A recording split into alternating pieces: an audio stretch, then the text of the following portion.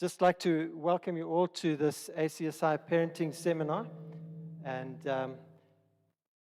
the topic, porn, it's real, it's dangerous, and it's in our backyard. So let's talk. And that's really what we are here for this evening, is to just chat about the issue of pornography, which is becoming more and more of an issue. I was watching a documentary, social media's danger documentary, called Childhood 2.0, and I picked up just a couple of things from that. It says 27% of the unfiltered internet is pornographic or explicit in some way. And they gave this little analogy. Can you imagine in your lounge you've got a coffee table and you've got 4 books on the coffee table, and 3 of them are nice innocent books, and 1 of them is pornography. And you as parents are just hoping that your child will always choose the other 3 and not the other one. And I thought it was a really good illustration just to bring how real the issue is.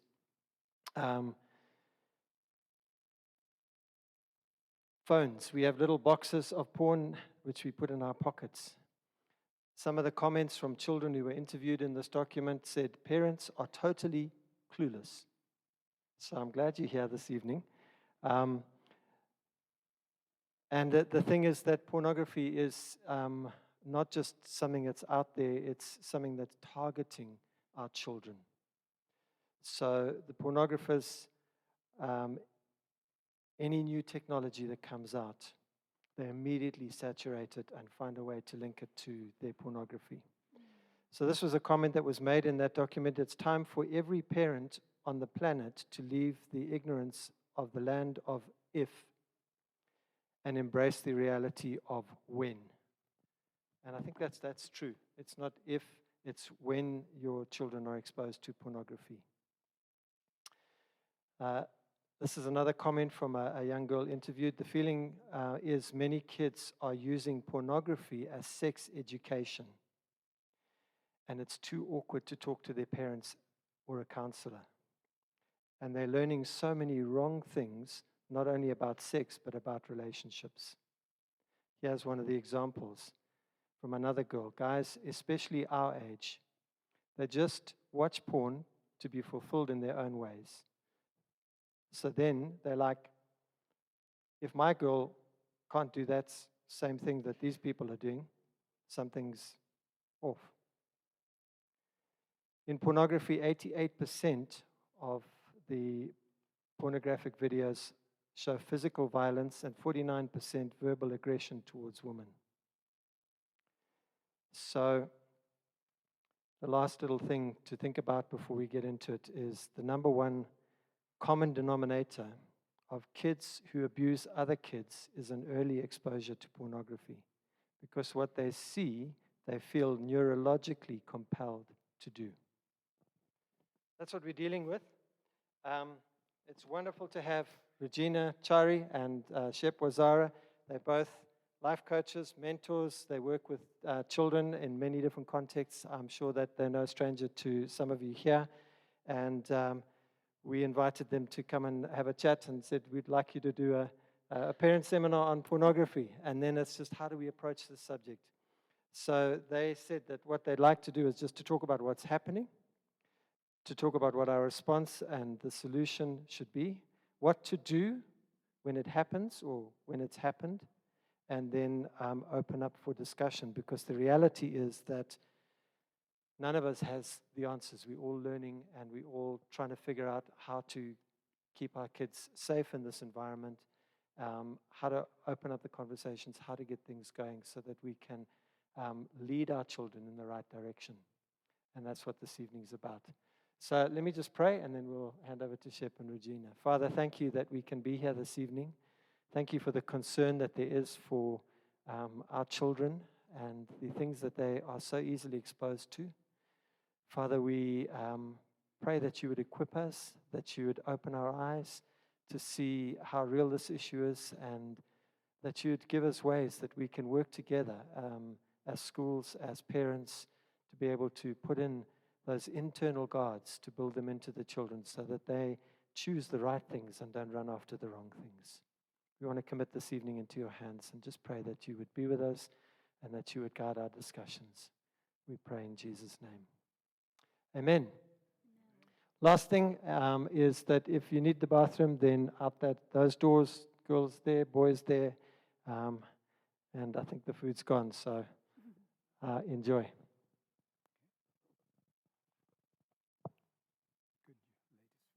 Oh, all right. Welcome. My name is Regina Chari, as Gus just said, and I said yes to doing this conversation tonight because I think that it is probably, if not the number one, the top 3 concerns of parents in the world today. I think that in my parenting circles, I have 2 daughters. I have an 18-year-old who's in Form 4. She came home through adoption. And I have a 7-year-old biological daughter who's in grade 2. So I have both ends of the spectrum in terms of these conversations.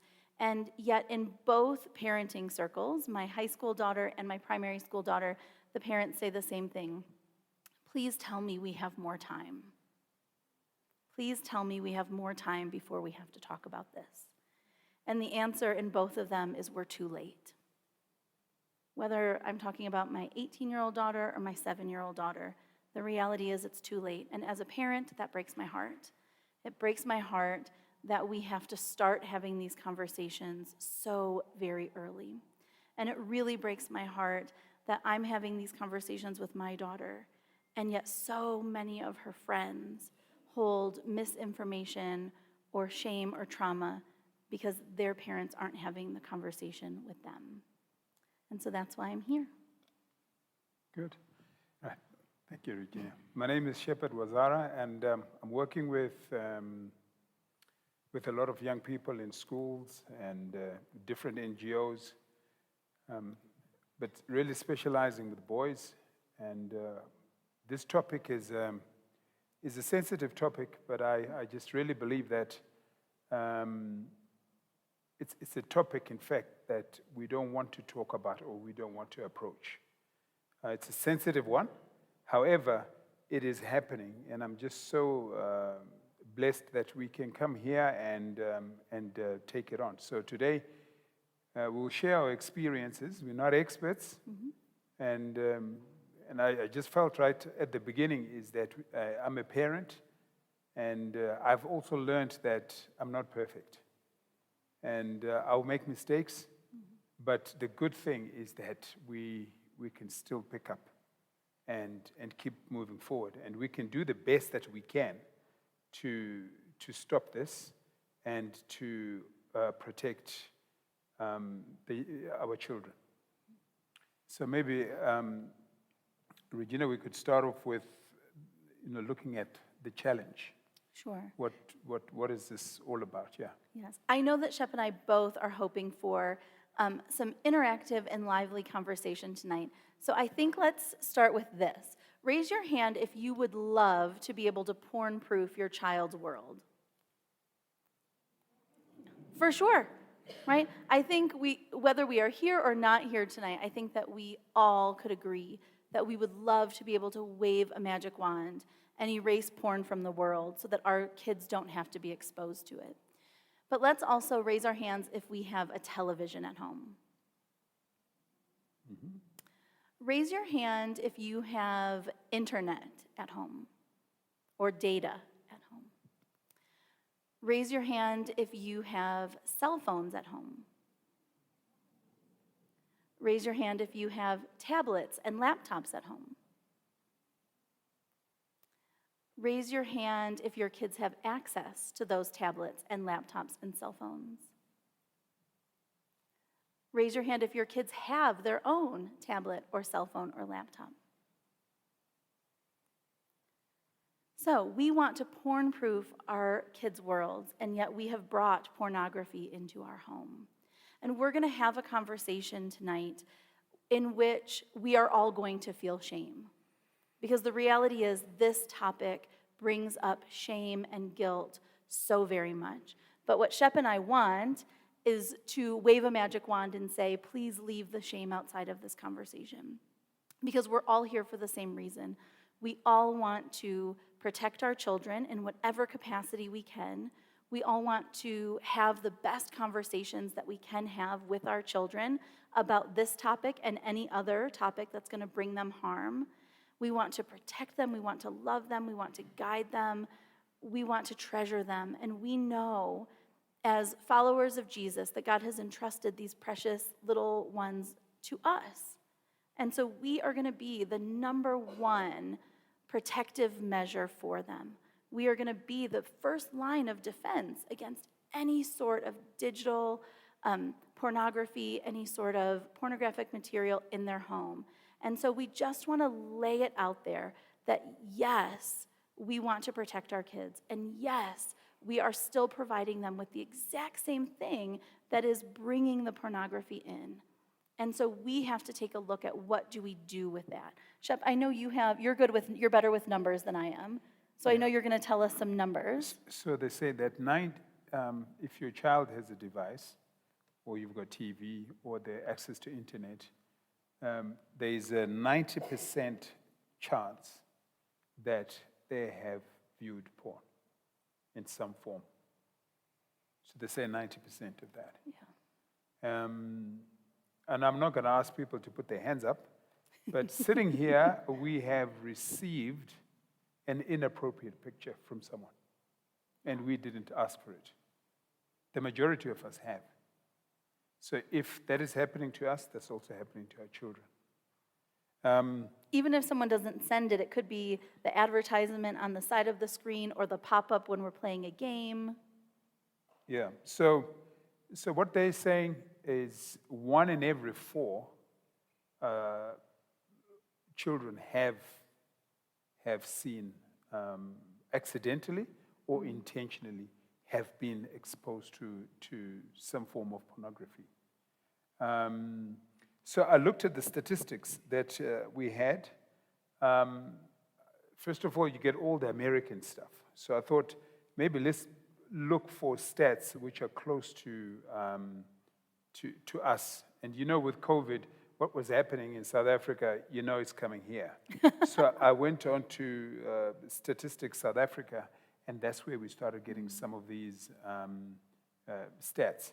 They say that 86% of parents believe that their children are protected from this, or they don't think that their children are going to be harmed from this. 49% believe that their children have not been exposed to pornography. And when we talk about predators, they say 1 in every 5. So for every 5 children, there's 1 predator that is trying to get to your children. And people want our children. They love our children. They want them. And they will do lots and lots of things. They will spend lots and lots and lots of money to try and reach our children. And they're really, smart. And one thing, just the other day, I received some bad news, and I was driving, and I thought, let me just play some loud music and just cheer myself up. So I played a song. It was really going down, and I was really having a wonderful time. And so when I picked up the lighties, I got stopped, and they said, "What are you listening to?" And I said, this is Casper Nyovest. This is Doc Shebeleza. This is the song. And when they started highlighting the words, I had to own up to it, So the stats are saying that our children are getting exposed. And as long as they've got a device, the chances of them being exposed to pornography is high. So we asked you to raise your hand to show how many devices are represented in this room. And it was, I think, pretty much 100% raised our hand, of which we would also be raising our hands because we have devices at home. Yeah. And now I want to ask you to raise your hand if you have talked to your children about sex. Okay. Raise your hand if you've talked to your children about sex one time. Okay. Raise your hand if you've talked to them about sex many times. All right. Raise your hand if you've talked to your children about pornography. Okay. Raise your hand if you've had that conversation one time or many times. Now, this is going to be the conversation you all might get a little flustered by. Raise your hand if you've talked to your children about sexual pleasure. Not reproduction, not birds and bees, not periods, but sex for pleasure. Come on, we're Zimbabweans. We don't talk about stuff like that. Clearly. Clearly. Have you talked to your kids about that sex isn't just for reproduction? Yeah, it was awkward. I was forced into it. It was awkward. It was. For sure, it's awkward. Yeah, I said to my boys, you can talk to me about anything. Mm-hmm. And we were driving, and there was a really beautiful girl, and my son made a comment. And so when he made a comment, I said, "I'm your father. How dare you speak like that?" And he said, "But you said we can talk. We can talk about anything." And that's how I ended up, talking about that. But it wasn't intentional. Sure. I accidentally had to get into that. You put your foot in your mouth because you said they could talk about anything. Yeah. So this will be the last thing I ask you to raise your hand about. Raise your hand if you think when your kids are talking to their friends about sex that they're talking about reproduction instead of pleasure. Yes, they are not talking about the birds and the bees with their friends. Yeah. So I think what is scary is if we are not talking to our children about sex, someone else is. And that person who's talking to them about sex is not promoting your values. They are there, and they're not careful about what they say to our children about sex. They are direct, and most of it is very, very tainted and not true. So it is a very uncomfortable thing to do, but it's got to be done.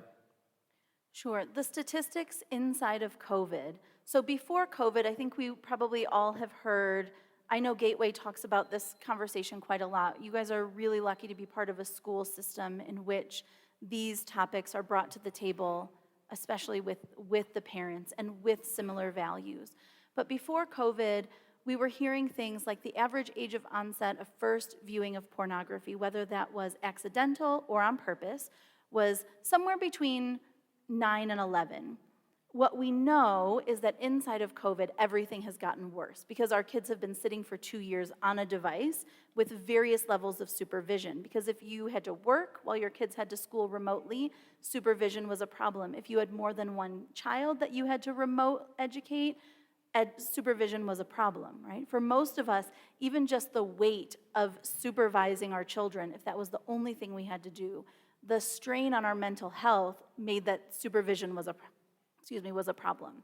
So we all know that our kids have been left more unattended with their devices in the past 24 months than they ever have been before in their life.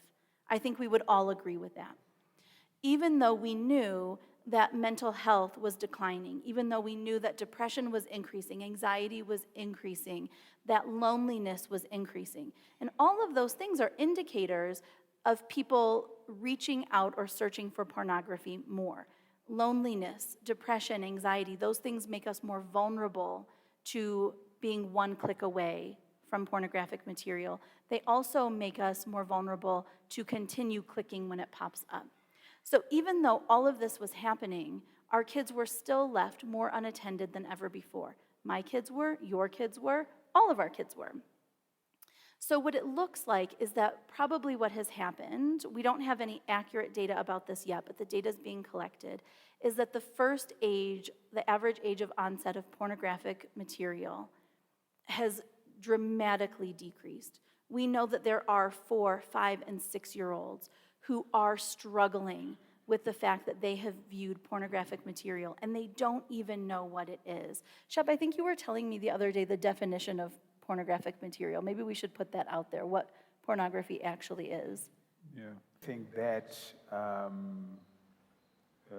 brings about sexual arousement. So it could be pictures, could be video, it could be audio. Like a written story? Yeah, it could be a written story. It could be, it could be music. Just the other day on, what was it? I think it was Peppa Pig. I was listening, and they came up with this line, there is junk in my trunk. And so... I think Cisco came up with that first. Yeah.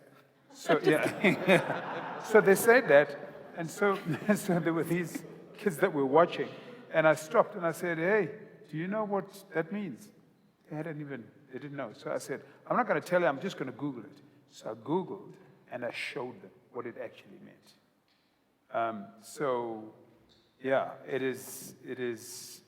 It's in cartoons, it's everywhere. I think, Regina, some of the things that I'm finding with children that I'm working with, and with young people that I'm working with, is things like depression is on the rise, broken boundaries. Because when children are exposed to pornography, the boundaries are gone. Sure. And that really exposes them.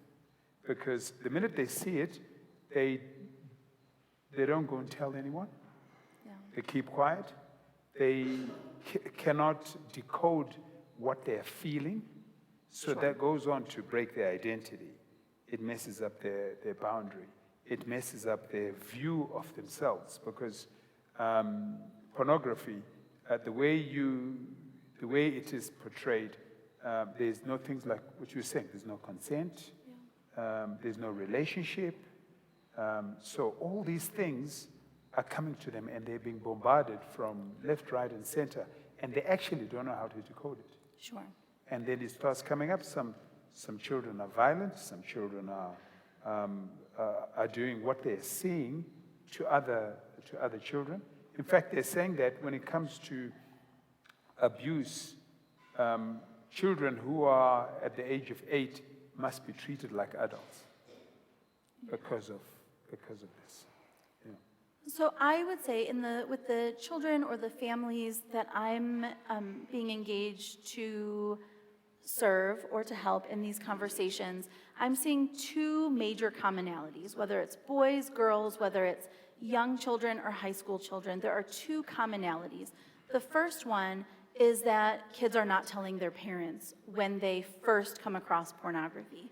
And if I ask a child whether they are 4 or whether they are 14 or whether they are 20, why they did not feel comfortable telling their parents about this, they will say, I was more worried about what my parents would do or say than what I actually saw. So that's the first thing, is that our kids are more worried to tell us than they are about what they saw. And that's a commonality, and we have to own that. That as parents, we often come down with a punishment in regards to something that's happened to our kids before we even find out what they need from us. And when it comes to sex and pornography, often we feel like, well, if we punish this harshly, it will go away. What we know is that pornography is not going away. It's not. But if the shame rises, the desire to access pornography is also going to rise. So the first commonality is that kids don't feel comfortable telling their parents. So if you are sitting in this room because your child has talked to you about this or has told you about it, you need to feel really good about that. Because that makes you in a very small percent of parents who really do have an open door for your child to come and talk to you about any of these hard things. The second commonality that I am hearing, the first one is that we don't talk to our parents about it. The second one is that we feel ashamed by our response. So what we know, the statistics are clear about this, whether we're talking anecdotally about the kids that we come across or that Gateway comes across, or whether we're talking about the statistics on the internet. What we know is that most children, especially primary age children, are coming across pornography the very first time accidentally. They click the wrong thing, they misspell a word in a Google search, or someone shows it to them, but they have not gone searching for this. However, whether you stumble across it accidentally or whether you go searching for it on purpose, your body has a physiological response to seeing sexually explicit material. You know what that is. I know what that is because every single one of us, whether intentionally or unintentionally, has come across something a little more explicit than we probably should have seen, right? And our kids, when they see that, they will describe to someone that they trust if they're asked. My body tingled, my vagina tingled, my penis got hard, my heart started palpitating. They will say things like that, right? Because if we ask them, they want to give us this information because they are confused. When a young junior school student stumbles across pornography and their body starts tingling or something gets hard, they get confused by that, especially if they've never had a conversation about sex in any other capacity than reproduction. Because why should seeing a story, hearing a song lyric, seeing a picture, why should that cause their body to do this? That doesn't make any sense, right? And so they don't want to talk to their parents because they're afraid of getting punished, and they feel total shame because their body is doing something that it is hardwired to do. Those are the two commonalities I see in every age range. I don't know if you are hearing similar things. Yeah, shame is a big thing. And when we open up, the punishment that comes with it is also what they fear. But remember, the people who are pushing pornography, especially the predators, they want secrecy. Yes. So if they can make our children feel shame, then they can keep them quiet. Sure. So we really have to develop a way in which they can come forward and talk about it. So there's a scripture in John 10 that says the enemy comes to steal, kill, and destroy. And the enemy does want to see our children destroyed and wiped out, because they know that the next generation, if it's messed up sexually, if we mess up their identity, because that's what pornography is doing, if there is secrecy, if there is broken relationship, broken communication with parents, that's a big thing. And when you talk to young people especially, they say it's awkward. And the awkwardness that we're talking about is not about sex, just the awkwardness to talk to your parent. And we actually have to fight for this. We have to find a way in which we create psychological safety, where our children are able to come to us and talk to us, even at school. And I think what is encouraging is we're seeing more and more schools with school counselors who are really serious and intentional about starting to help children come up. Now, it's easy for us to just protect our children, but most of the things that I'm seeing is, the parents that are here are the parents that are very intentional, and you want to. But they're parents that are leaving their children alone, and their children are stumbling on stuff. And when they stumble on stuff, then they're sending it to your children. So we have to get to a place where this communication and psychological safety becomes very, very intentional. And we see this starting to happen. Sure. And even if your children don't have access for a friend to send them or a classmate to send them something pornographic, the reality is we're not parenting our children on an island. I can be super protective of my child and how they're influenced, what they view, what devices they have access to. Many of you will need to take a deep breath at this point, but my 18-year-old daughter does not have a cell phone, and she does not have social media. She does not have WhatsApp. I say that to let you know that it is possible. We have made it to 18 years old, and when she did on her 18th birthday, Nyasha and I were sitting in the bedroom chatting, and we were like, do we give her WhatsApp today? And we were like, no, like, we'll wait till she finishes high school. Right? But it felt like there have been many days and hours and years in which we felt like we would never make it to 18. But we had set that as a goal for our kids, that we wouldn't access social media, that we wouldn't access WhatsApp, and that we wouldn't have personal devices, that we have family devices until they're 18. And it felt like a real milestone to make it. And with Vivian being 7, it feels like, wow, it's getting harder and harder and harder every year. You know, this one made it to 18, but can we take this one to 18? We don't know, right? This is something we're having to reassess all the time. But I know that I'm not parenting my children on an island, no matter how good I am at protecting them. The statistics tell us things are going to get through anyway. But this is what I know, is that if another child in my daughter's grade 2 class stumbles upon pornographic material or is shown pornographic material, of which the statistics tell us, if my daughter has 17 kids in her class, one of those kids is going to be exposed to pornography, even at 6 or 7 years old. Where they are going to talk about it, where they're going to talk about the confusion, the fear, the excitement of it, is on the playground.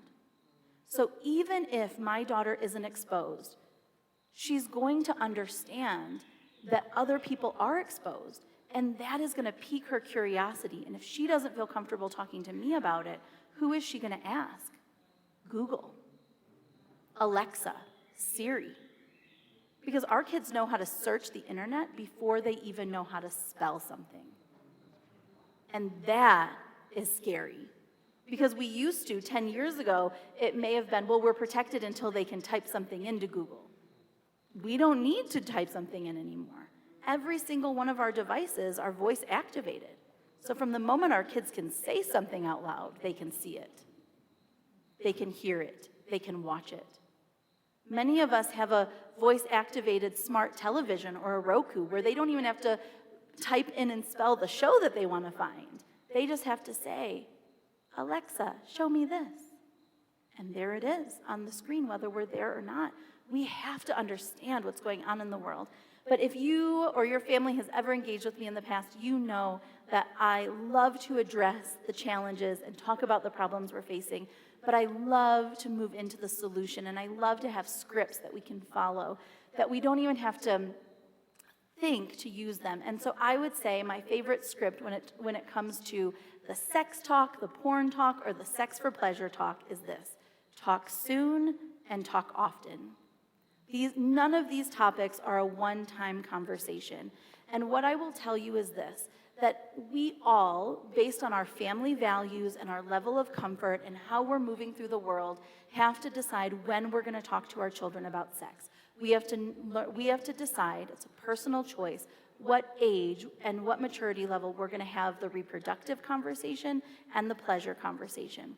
But this is what I will tell you, is that for most of us, the conversation about porn has to come before we're even ready to have the conversation about sex. And how do we do that? How do we, in our own shame and discomfort and awkwardness, separate the conversation with porn from the conversation with sex? Do you know that there are actually children's picture books that are rated for ages 3 to 6 to talk about porn and digital safety and digital defense? Because we know that young, we have to start talking about it. And how did you talk to your 2-year-old or your 3-year-old about the dangers in their life? The hot stove, the stranger danger, the crossing the street when cars were coming. We talked about that when they were very little, right? We warned them about the danger. We said to them, the stove is hot, don't touch it, right? We talked to them about, there might be people that will ask you to get in the car with them. You don't go with them. You always confirm with a trusted person. We talked to them about the cars, how they might be walking through the car park with us in the grocery store, and the car might not see them, and it might bump them, and it might hurt them. We have those conversations. And the conversations about porn can start even earlier than you're ready to have the conversation about sex. We say, good pictures, bad pictures. There are bad pictures that are not for kids to view, right? Scripting is so important. We talk early, we talk often, and we start with our kids, maybe even before we're ready to talk about sex. Good pictures, bad pictures. Hot stove, right? The same way we warn them about the things that can hurt them, we have to acknowledge that in the world we're raising our kids right now, porn is more dangerous than the hot stove. Yeah, I think, I know it's easy in English to talk about and say sex education, but I'm just thinking in Shona, anyway, Shona speakers know it's easy, isn't it? Hey, it's Oh, is it easy? absolutely. You don't. Really. It's not easy, but it's double hard in Shona. No, yeah, it is, and we have to develop our language so that we can talk about this. Yeah. But more and more, what works is we can protect our children. But what happens when you're not there? So research is saying the most important thing for children is character education. Yeah. Character education. And character education, and you see it, the children or the people who are making it is when you begin to train and teach character, when character is modeled. And when there's character education, the child by themselves will say, that doesn't feel right. There's a book I read many, many years ago. It was called Band Boppers and Believers. Do you guys remember that? And many years Gus, ago. do you remember it? Giving away our age here, okay? But I remember they had something on AC/DC, right? And they had a song, Highway to Hell, right? Now, if you listen to that song, I'm not saying go and listen to it, but it is catchy, extremely catchy. But each time that song comes on, that band's Boppers and Believers pops up and says, should you be listening to that song? Now, we need children to get to a stage as believers where they know God for themselves. Yeah. Not because of the parents, but for themselves. And they get to a stage where they can regulate and they know that I shouldn't go there. And when you are in that place, then you're starting to do what is called victim hardening, where when you are not there, they're able to make the right decisions. So children catch things, what we model, they see that, and it's hard. It's not easy. It's hard. I mean, like the movies that we're watching. And normally we say, these are adult movies. Okay, if they are adult movies and they cannot watch them, what is it in there that is bad? And you have to start checking yourselves as a family. You have to start checking. You have to start checking yourselves that, are we modeling what we want to see? And, you've got moments when things happen. Those are coaching moments. There's one young guy just kept on talking about bums and bums and bums and bums and bums. And they would laugh and giggle, right? But that's a great time to talk about it. What is it about it? Let's talk. And we begin to engage. So the number one thing is character education. From a Christian perspective, the Word. When children can read and they have respect for God's Word, it's just much, much easier. Because God's Word speaks to them and they can start to regulate. So those are some solutions. And relationship with your parents. So, what we're finding is we are in a community where it's just performance, performance, performance, performance, performance.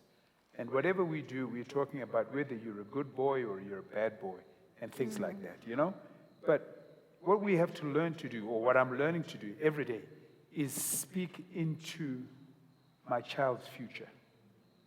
So when they do something wrong, instead of shaming them, what sort of a child are you? How could you do something like that?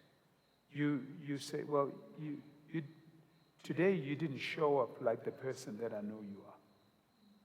You are this. So we are building in the positive, or we are speaking the word, we're speaking forth the word in them, and they get comfortable, and they know their identity, they know who they are. And so when things like that come up, they actually have something to fall back on to be able to stand up against this. Can I say something hard? Yeah. Is it okay? Yeah, sure. Have we said too many hard things? Okay, so can I say something hard? Can you all take a deep breath for a second? So in my work, if you've ever engaged with me in any school talks or parent talks, you will know that I have asked you, what is the number one predictor of our child's success? Does anyone know what it is? It's their relationship with their primary caregiver. So that means overall success. That doesn't mean what is going to lead my child to financial success. It means overall life success. But it also means, what is my child's number one predictor of successfully navigating the world when pornography is bombarding them? Their relationship with their primary caregiver. Who is their primary caregiver? You. You wouldn't be here if you weren't. So, this is the hard thing I'm going to say. How many of us would say that we are of good character? How many of us would say that we read God's word? How many of us would say that we probably have some verses memorized and we like to post them on our WhatsApp status and put them on our Instagram, probably with a selfie of ourselves, somewhere beautiful? How many of us would say that we are Bible believers going to church, educating our children in Christian education, and yet we watch things that do not correlate with that lifestyle? And yet we're going to tell our children, but we're raising you to have Christian morals and values so that that protects you from the world, the same world we're engaging with. What our kids are going to say is, it's okay to have Christian values. It's okay to have good moral standing. It's okay to tell the truth. It's okay to be filled with God's word and still watch this. I will tell you, parents, and I am a parent, so I am on the same side, that one of the hardest things for me to accept about parenting is this: that I cannot take my child to a place that I am not. So if I am watching things that I know I would not want my child to watch, can I take them to a place in which they are filtered from that? And what Shep is talking about is instilling all of these things, which is super important. I'm going to ask you to raise your hand one more time. Raise your hand if you have an internet filter at home. Do you have a pornography filter on your devices? Or like an adult content? Some people do. I think that's a really good tool to help minimize the risk of pornography being filtered through. I think it's great. I think if you're a married couple, it's imperative to have pornography filters on your devices, because we know that pornography is a massive relational and marriage killer right now. It is coming for our children, it's coming for our marriages. But what I also know is this, that I cannot put a filter on my internet and not help put a filter on my heart and on my child's heart. And we raised our hand, we all raised our hand saying we want to pornography-proof our children. But we cannot walk our children to a place where they are going to be able to turn away from pornography if we are not turning away from pornography. And there are some statistics that we haven't read out yet. I don't know, Shep, if you have accurate numbers. I'm a social worker, so my numbers are always off. I'm not great with math. So don't quote me on the statistics, but this is what I will tell you is that I have a friend who is a therapist solely to senior pastors, and she works globally with senior pastors of churches. And 10 years ago, she wrote a report saying that at that time, this is 10 years ago, imagine how the world has progressed in terms of pornography in 10 years. 10 years ago, we didn't even have WhatsApp, and in Zimbabwe, WhatsApp is the #1 distribution method of pornography. She wrote a report 10 years ago saying that 49% of senior pastors were addicted to pornography and not one person knew. Maybe the only person who knew was their counselor. Now, if that's senior pastors, what does that mean for elders and deacons and church members? right? Because we would expect that our senior pastors are maybe a little bit more spiritually protected than we are, right? So let's just fast forward that 10 years and then say, where are we as parents in terms of our pornography journey? We might not be watching something hardcore, some hardcore video, but we might be watching things that we would be considered pornographic, that would start opening the door for pornography for our children if they walked in and we didn't pause it fast enough. So these are some of the hard things that I wrestle with in my own life, is to say, yes, we have to instill the character and the word. These are important foundational things in our children's life. And then we also have to acknowledge that people who love Jesus are struggling with this as much, if not more, than people who do not love Jesus. Because the difference between the church and the world right now with pornography, Gus, sometimes you might regret inviting me to these talks. The difference between the world and the church when it comes to pornography is one thing and one thing only: guilt and shame. People who are following Jesus will feel guilty and shameful about viewing pornography.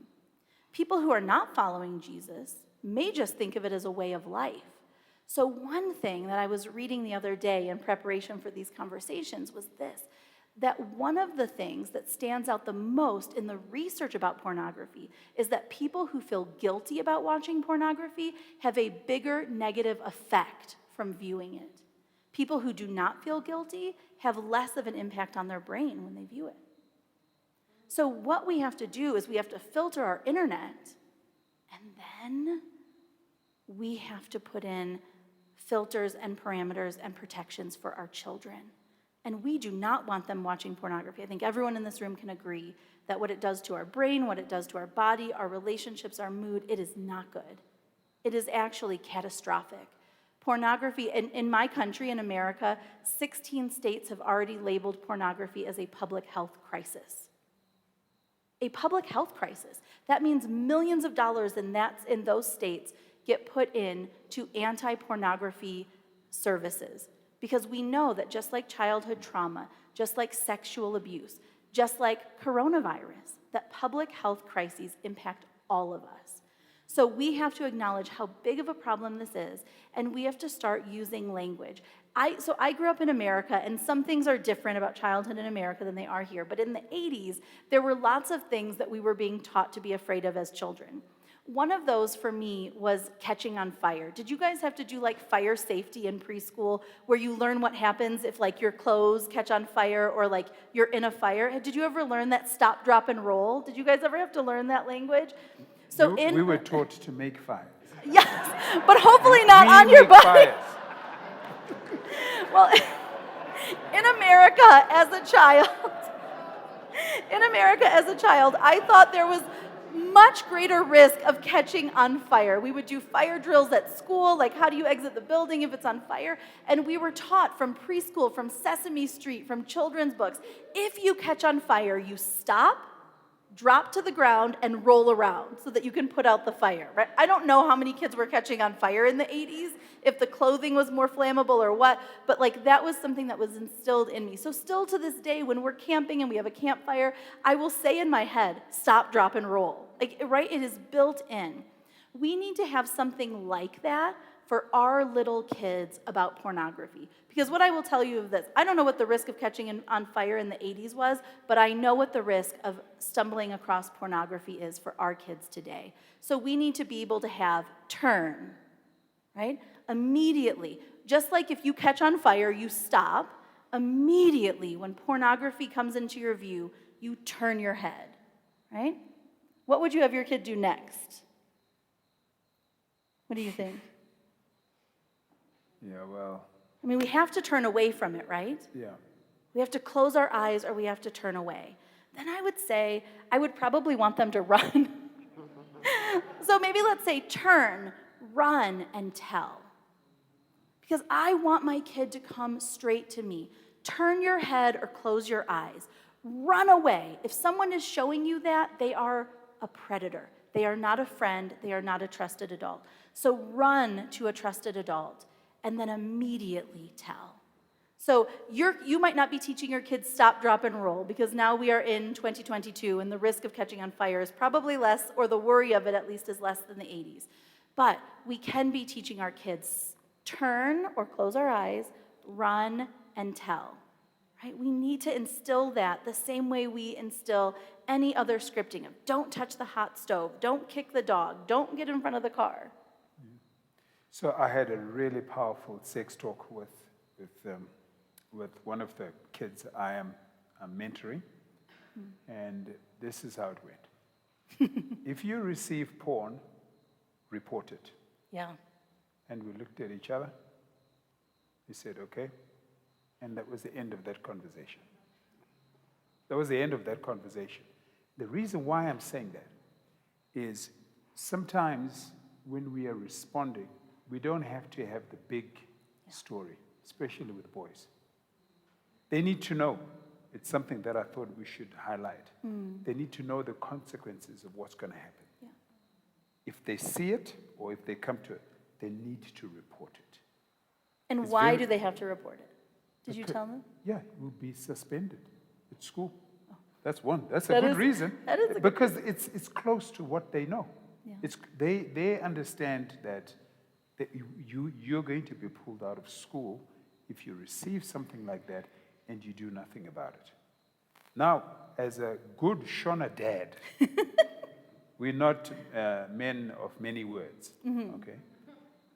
We just say, go to your mother, and she will sort it out. But Is my husband here? yeah. I don't think he is. So sometimes just doing a little breakfast, when you try and sit down and you've got this all planned, it never goes according to plan. For sure. Go to a coffee shop or a restaurant and have breakfast. And sometimes you just need to put in 3 or 4 lines Yes. and let them stew on it. And then you build it up. You build it up slowly. I don't know if that makes sense. And also ask questions. Because we should be listening in these talks more than we're talking. Yes, we should listen, and but sometimes you don't have to make it, you don't have to be an expert at talking about it. You talk about sport, whatever they're interested in, and then see what's around them. Like I was talking to one boy who is very sporty, and we had to get to this talk, to this. And then we started talking about Tiger Woods. Oh, yeah. And when he started talking about Tiger Woods, I said, thank you very much for Tiger Woods. You managed to introduce the topic for me. So it doesn't have to be, a big one. But the question that, for a time, what happens when your child is exposed to porn? What do we do? Because we said 90% is going to happen. So what do we do when our child is exposed to porn? Well, we hope that they tell us. Because the reality is most of them are not going to tell us. Yeah. So we're not going to know Yeah. when they're exposed to porn. Yeah. So for me, in our family, we talk early and we talk often. We do not have big talks. We have lots of little talks. And I generally start the talks like this. This is going to be super awkward. You're going to wish it were over. Let's take a few minutes. And then I will say, tell me what you know about this. Right, this is with my teenager. With my little one, we do it a little bit different. She's still in good picture, bad picture stage. But with my older daughter, I say, tell me what you know about this. Tell me what you know about teenagers struggling with porn. And she'll say, oh, lots of kids at school are struggling with porn. So-and-so thinks they might have a porn addiction. And that starts the conversation. Yeah. I think also do not be over animated if it comes to you. Yeah. Calm. Yeah. Stay calm, do not panic. They are not on fire. Stay, it might not be. And I know it's hard, but stay calm. Yeah. And the thing about porn is once you see it, it sticks. Yeah. And you might have to, if they've done that, talk to them to go, if you can't help them, engage a professional who's going to help them. And I think in schools, we've got professionals who are able to help them. We really have to develop our relationship. I think this is such an important thing. Most of the time as parents, each time you get a letter from the school, you're worried. I'm a parent. I saw the headmaster more times as a parent than as a teacher. And yes, I've been there, guys. I have been there. The guys in university, thank you, Lord. But I have. But we have to actually develop a good relationship. We have to. Yeah. And because this stuff will come out at school. And if it does come out at school, take responsibility. It has happened. And when it's happened, for me, I'm judging. When children are brought to me for counseling, this is what I check. I look at the parents. Are they blaming the child, or are they taking responsibility? When they take responsibility is saying, look, this has happened, and I want to see something done. I want to be part and parcel of this process. But what happens is, when our children see it, we push it, we blame it on somebody else. Let's take responsibility and start the process to see healing happen. We don't shame, because if we shame them, we are just pushing them back into that very thing. Yeah. If you're not skilled, own up to it. I am not skilled. I don't know how to deal with this. But I know somebody who can help us deal with this. And then take them. The other thing that has worked is pray. Sometimes it's a short prayer. God, I've got no idea what we need to do here. Can you open up? I mean, we've been in situations where we have prayed and things have come up, and we've been able to deal with them. But it's so important that if a child has been exposed to pornography, that they get help. And some of the things that I do, if a child has been exposed to pornography, once again, the boundaries have been violated. They've seen things that they might not know it, which are traumatic. So I speak into who they are. So I find what they're good at and start affirming them, because children want to be affirmed. They want to be approved. I speak into their identity. I speak into who they are. And I remind them of who they are. And the more we do that, and we talk about forgiveness. And I find that especially with boys, if they've been exposed to that, they don't want you to keep talking about it. They don't want you to keep talking about, And so you'll hear them say, I made a bad decision. And so once they've said it, they've said it. But then when you're working around them, now I speak into who they should be. And obviously, you also want to ascertain if they are going to perpetrate the thing that they have seen. And you will see it. And one of the predictors for me that I see is the support from the parents. And not just, okay, I will not do this again. I want to see strategies that have been put in place. How will you not do it again? Or how are we going to protect? So we get the child and yourself to start coming up with solutions together. So in my home, we've got one child who is in charge of our of all the content that we watch. So they're like the police officer. If there's bad words, if there's bad pictures, if something is wrong, it's part of the solution. They are responsible for the protection. I don't know if you've got any other things that... Yeah, I'd love to hear people's questions, because I think there are going to be so many questions. I would say that for a child, when it comes to talk early, talk often, that's before they have viewed pornography.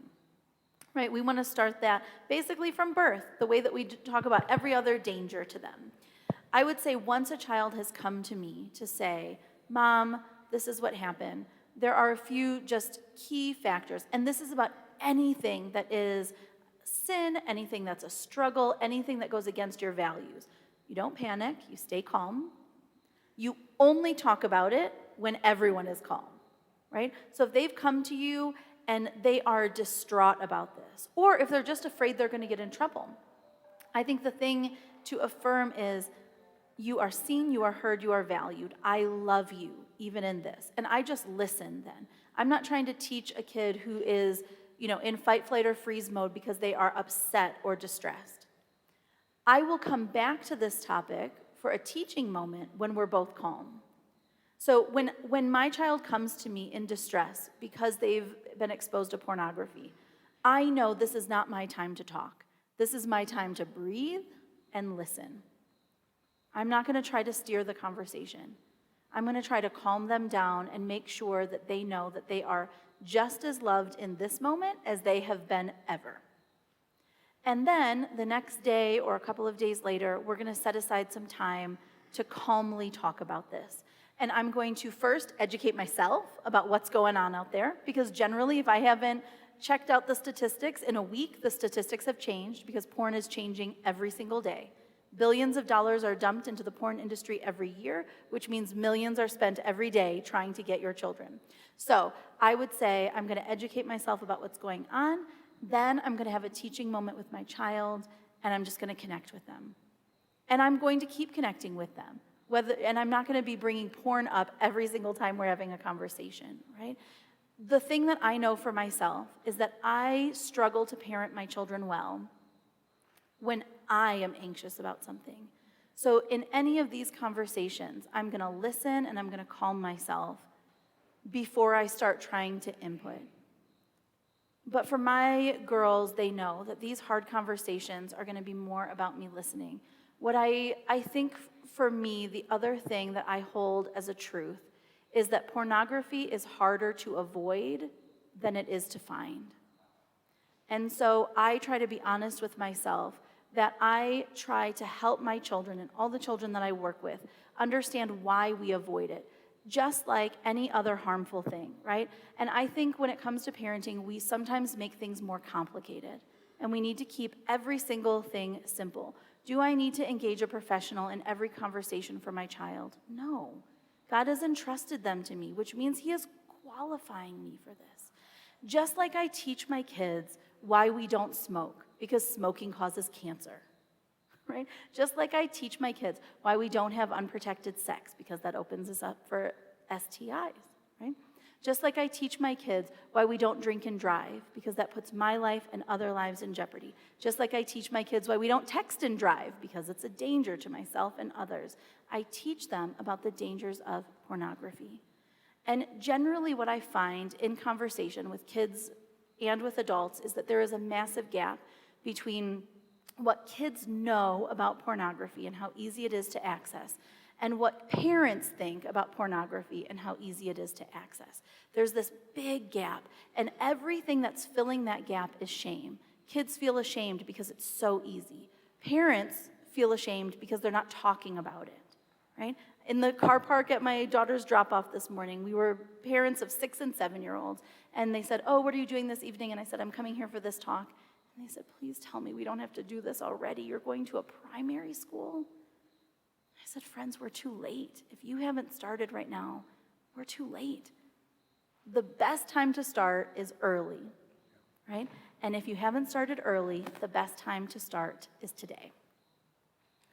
Right. Should we open for questions? Questions.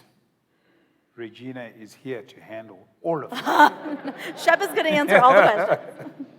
Oh, that was a quick hand. What is your point of view on pornography and gayism? Like, does pornography make kids gay? Is that what you're... Is Basically, that the question? kids exploring their sexuality. Sure. Do you want to take that one, or do you want me to take it? I think you should do that. All right. I'm very supportive. Thank you, Shep. Our friendship is getting very deep this week. This is probably these are the deepest conversations we've ever had to have. So I will say this. Does pornography lead to sexual exploration? Well, absolutely. How would it not? Right? So if kids are watching pornography that is portraying acts whether it's with humans or animals or anything else, any other objects, does it pique their curiosity? Yes. Kids are curious anyway, which is if they intentionally stumble upon pornography, it's because they were searching because they were curious.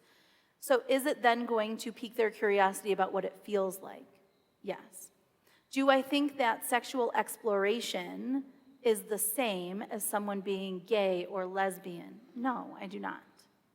I think there's a difference between curious and gay. I don't know what you would say. Yeah, but I think when we get into the gay realm, that discussion, I think it's so important for me to get people who really know what they're talking about. Yeah. Because if you handle it wrong, Yeah. you actually push them in something where it was just they were trying to find out. Sure. And for a good Shona father, the word gay comes up. Don't fall off the Don't- stage. Exactly. So again, don't overreact when things like that have come up. But then I think it's important to actually say, look, I don't know much about this, or I'm not good at communicating this, but let me find somebody who's going to be able to help you with it.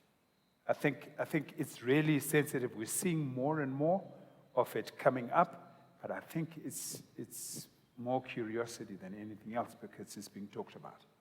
Well, and this is what I would definitely say is just like with any other conversation, if your kids come to you and they want to have a hard conversation, and if that hard conversation is that they are coming out as LGBTQIA, that we don't panic, that we listen more than we talk, that we ask questions, and that at the end of the conversation, there are three things that they know: that they are seen, they are heard, and that they are valued, that their love, that the love that we have for them hasn't changed before the conversation to after. And would I blame pornography on turning a child gay? No, I would not. But I do think that anything that we see that is sexually explicit is going to pique curiosity. So the examples you gave, like especially talk young, talk soon, was a stir was hot, or Sure. if you cross the road, a car will bang you and Yeah. you die, because that's easy to conceptualize. Sure. But with this, let's say your child did get exposed Yeah. to pornography, and they got their tingly feeling or Yeah. their hard feeling. Mhm. How do you not create shame around the sexuality feeling, I suppose? Yeah. You know, you want to say pornography is bad, but was the feeling they got bad? Because then do we not create people who, when they do eventually get that tingly Sure. feeling or hard feeling, are like, because we've been hammering and hammering and hammering, Sure. that feeling that they got was bad. So for me, it's just a practicality Yes. of it. That's super important. Do you want to answer that one or do you want me to? I'm supportive. So, this is how I would address feelings versus pictures. So, there are good pictures and there are bad pictures, right? And there are people who intentionally put bad pictures where very good kids can find them. Feelings are never bad. Feelings are good. And this is going to go against some of the ways that we were parented, because there are many, many, many people who end up in counseling sessions because they were taught that anger or sadness or fear are bad emotions. But our feelings are God-given. God has given us all of our feelings to interpret what's going on around us. Tingly feelings are not bad. Tingly feelings are a result. Now, what I will say to a 2-year-old, a 3-year-old, a 4-year-old, a 5-year-old, these tiny primary school kids who are being exposed to bad pictures that lead to good feelings, is that some feelings that are good are only good at a certain age. And that those feelings, my values, the way that I'm parenting my children, is that those feelings lead to specific behaviors inside of marriage only. And kids understand that. They do. And if they don't understand, they will ask questions. So pictures can be bad, feelings are good. We save them for the right time. I think it's also important that we use the right biological Yes. words for For body parts. For body parts. And processes. And processes. It's important, and it's just safer, yeah. Any other questions? Yes, sir.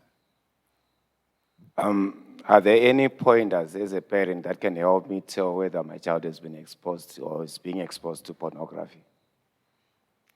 Pointers Any to know how, pointers? if they have. Yeah, do you know what? I wish I could say 1, 2, 3, 4, 5. It's actually is not quite like that, right? When you know your child first, when you know your child, if there's change in behavior, okay? So I know my kids, they're talkative, they're active, but when someone is in their room for a long time with a device, for a very long time, it's either gaming that is happening there, and the red flags come up. So sometimes they do show up in behavior, in their talk, in the way that they are presenting themselves. But again, I would say you have to get to know your kids. You have to get to know your kids, because they can keep this for a long time. You know, things like pornography, even with the professionals, it can go unnoticed, and it can only be picked up, later on. But I would say, get to know your kids. Get to know, we are creatures of habit. You know your kids and what they do, and if you see something, don't be quick to say it's pornography. It might not be pornography. So, but as you begin to talk, you'll get there. So I would say the only way to know if your kid has viewed pornography is to ask them. Honestly, we can make lots of assumptions. I'm going to make assumptions if, first of all, I don't think any young person under the age of 18, really under the age of 24, when your prefrontal cortex is fully developed, should be on a device for long periods of time. And I don't think that any young person under the age of 24 should be on a device without accountability. So if your kids are taking their devices into their room alone, you can assume they're going to stumble on something that they shouldn't. I would just automatically make that assumption. If there's privacy with devices, I would assume that they're going to stumble on something. Now, whether they continue to engage in that is a different story. But like when you walk into the room and they're on their device and they drop it really fast, I wouldn't assume it's pornography, but I would assume it's something that you wouldn't want them to be doing. And I would start having some conversations. I would say when you say, oh, screen time's over, if they start having really big emotions, anger, anxiety, moodiness, then I would assume that something that was going on the phone is not good, whether it's pornography or something else. Because pornography is not the only dangerous thing on the internet. Yeah. And also passwords. Yeah. If this thing, you need the FBI to decode the password, that's a red flag. I asked. Oh, I don't think kids should have passwords on their devices. Yeah, and so, or you need to know know the password. And then, there are little things that we need to be very careful about. Some of our children are on Instagram, and they are underage. Yeah. And we have signed them up. So you had to lie to go past the age limit. Yeah. So, that's going to come. And here's something that you see more and more, especially on Instagram, okay? Yeah. Is people are wearing bikinis, and they've got a scripture verse. Don't look to the left or the right. Just keep looking at me. You don't. But we're seeing more and more of TikTok. If I don't think you need an account to be on TikTok. But if your child is on TikTok, the chances are even higher. So, so asking, engaging, putting those safety mechanisms is important. Do we have another? Yeah, search history. Yeah. Yeah, I was about to ask the same thing about search history and what devices can we use or what software can we use to block out any porn or anything of that sort? Yes, I think, Gus, you're really good at knowing the filters, the internet filters, as well as the apps. I know you always give us a long list. Do you want to answer that, or do you want? Yes. Gateway has a great IT department who's really good at filtering, so you can always check in with the school. There are a couple of apps that Belinda also talks about, but Covenant Eyes is a really good website. They also have a software, and that's good for adults as well as children. My favorite app does not work in Zimbabwe. It's called Bark, but if you go on, it works in America for kids, internet. And if you go on that, because it monitors across every platform, not just the internet, but it monitors even what they're accessing through social media. If you go to that website and just shoot them a message to say, we would really like this to work in other countries too, I'm hoping that if we bombard them with enough messages that they'll open it up for other internet providers. But Covenant Eyes is a good one. There's another one. Oh, Triple X Church has great resources. Do they also have like an app or filters for the internet? They send you, if your child goes on the wrong sites, it automatically sends you. I tried to make a note. It sends you an email. But it's something that we can give you later. Yeah. There are, if you Google as well, a ton will pop up, and you can kind of look at them ranked based on what's most important for you. Yeah. Yes.